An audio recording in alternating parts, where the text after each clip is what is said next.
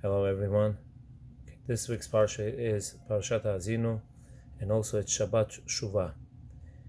It's the first Shabbat right after Rosh Hashanah, and it's right before Yom Kippurim. Yom Kippurim, Bezrat Hashem, will be this Monday, Sunday night, Monday. And so this Shabbat is the first Shabbat of the week.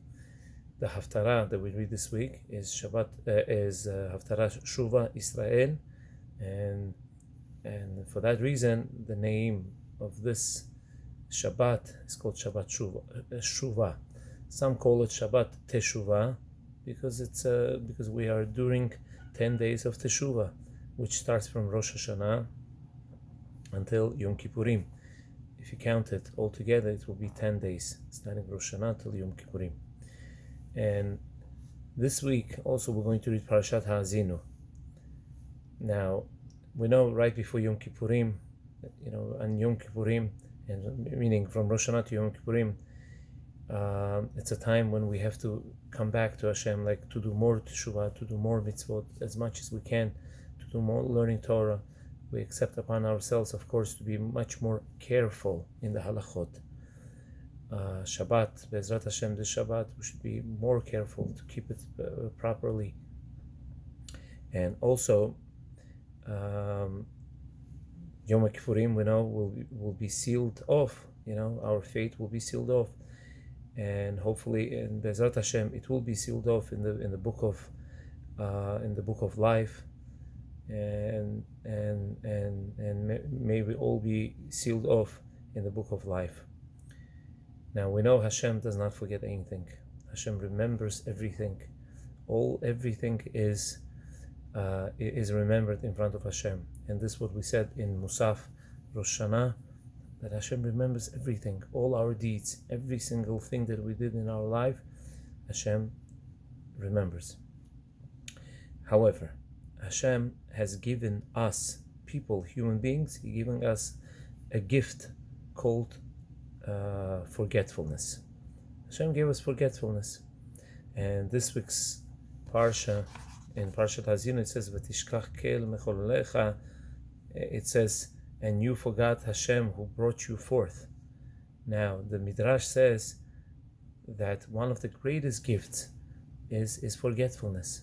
Now, you're going to ask, how is the forgetfulness the greatest gift? It's sometimes we forget important dates in our life. We forget the anniversary. We forget the birthday of our spouses. And so, how is it a good gift? How is it the best gift? Maybe it's not a gift, but if we think about it, that there's certain painful incidents that happen in our lives, certain embarrassing incidents, moments that we had in our lives. Imagine if we would not forget about those terrible incidents or embarrassing incidents that happen in our lives. Imagine if we would not forget about it and we would constantly remember. What would happen to us? We would not be able to function normally. Because we forget about those moments, we forget about those feelings, we're able to continue and to live normally. Because if we would have those moments constantly, that pain constantly remembered, we would not be able to survive. Mentally, we wouldn't be able to survive. Physically, we wouldn't be able to survive. Those who went through Holocaust, some people who went through Holocaust, they, after the Holocaust, they became, they just moved on in their lives, and they became businessmen, and they were able to rebuild themselves. And all this is because of the gift called forgetfulness. So we see so forgetfulness is a gift. Imagine, chas v'shalom, let's give another example. A person went through a car accident, him and his spouse, and chas v'shalom, his spouse passed away. That incident would always haunt him, and he wouldn't be able to exist normally. because of that mental pain that he constantly has. And because of the gift of forgetfulness, that thing that helps him to continue and to survive and to live normally. So we see that forgetfulness is a gift. It's a good gift. But like any other gift that Hashem gives us or grants us, forgetfulness also can be used in a wrong way. It can be used, it could be used in the wrong way. How? So Magid Medubna gives a mashal. He says an interesting mashal. He says, there was a person, Reuven, he needed money. He needed a lot of money. So he came to Shimon and he asked Shimon for money. He asked him money for $2,000. Shimon said, okay, Reuven, I know you. You're a good person. And he gave him a loan of $2,000. He gave him a loan for 2 months. After, when the due date came, 2 months were up, Shimon comes to Reuven and he tells Reuven, pay up your, you owe me money. Pay up your debt. So Reuven tells Shimon, I'm sorry, I don't have money. So Reuven tried to, he tried to escape Shimon. He tried not to meet Shimon because he did not have money.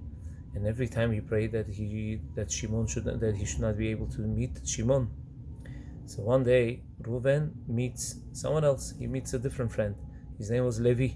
He meets Levi and he tells him, listen, I don't know what to do. He says, I owe Shimon $2,000 and I don't have money. And every time Shimon comes to me and I just don't know what to tell him. I don't have money. So Levi gives him an advice. He tells him, listen to me. Go to Shimon. When Shimon comes to you, Levi told Reuven, when Shimon comes to you and he asks you for the money, just act insane. Just act crazy, like a crazy person. Act like a crazy person, and then Shimon will think that's it. You had a nervous breakdown, and that's it, and he's not going to bother you anymore.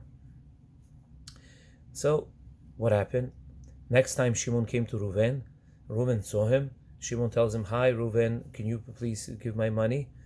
And Reuven started acting crazy. He started, moving his hand, moving his body. He started saying like crazy words and everything.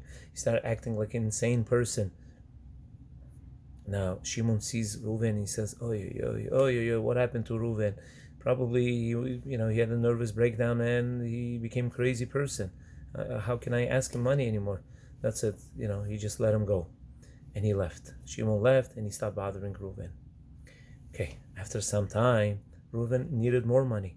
He comes to, this time, he can't come and ask Shimon. So this time he came to Levi. Levi gave him money, whatever he needed. Now, when the due date came, and Levi came to Reuven, and he tells him, listen, pay up your debt, you owe me money. So what did Reuven do? Reuven started acting insane also towards Levi. He started shaking his body, started saying like crazy words, and started acting insane. So Levi tells Reuven, you can't use that trick on me. Who's the one who gave you this advice? I'm the one who gave you the advice. So you can't use it against me. You can't act this way towards me. I gave you the advice. I know that it's all fake. Okay, that's the mashal. That's the parable. What's the nimshal? The nimshal is like this. Hashem gave us the gift of forgetfulness. He gave us the gift of course, by Hashem there's no such thing as forgetfulness. But Hashem gave us the gift of forgetfulness. Now, like I explained, what was the reason why He gave us the gift? So we could survive. We could function in life. If we would constantly remember our painful moments, we wouldn't be able to live normally. So forgetfulness is a good thing. But what do? But the problem is, we used that gift that Hashem gave us. We used it against Him. we use against Hashem. We use against Hashem and we forget about Hashem. We forget about Hashem and then we start doing averot. We start sinning. We start forgetting about Hashem, and then we just act like as though Hashem is not here. Hashem is not the one who Hashem is not the one who's in control, and we act differently, and we use that gift that He gave us. We use it against Him, and this is what the pasuk says: "Vatishkach kel mecholelecha," and you forgot Hashem who brought you forth. So Yom Kippur is coming up, of course. We shouldn't be forgetting. We're not going to forget about Hashem. We should try to do teshuvah as much as we can. We should try to change our bad ways, and try to become better Jews. Hashem should give us a good year, Bezrat Hashem, and all those bad curses that we had in past years. Everything should be. Everything should finish, and we should have wonderful year. Shana Tova, Gmar Chatima Tova. Shabbat Shalom.